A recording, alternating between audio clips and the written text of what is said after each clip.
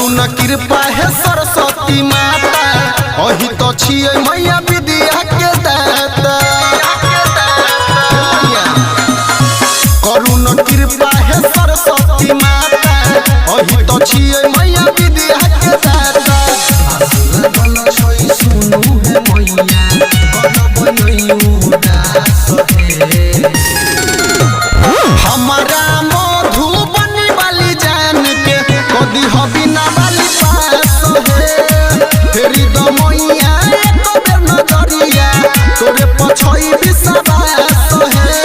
हमारा मधुबनी वाली जान के महिमा डीजे कदी हबिना वाली पास है। अही के शरण में छै चारू धाम सिर झुका के करै छी प्रणाम।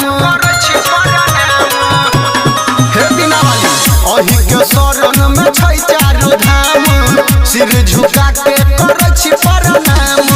राइटर सोहनी रोशन के मैया गलब नहीं निराश है।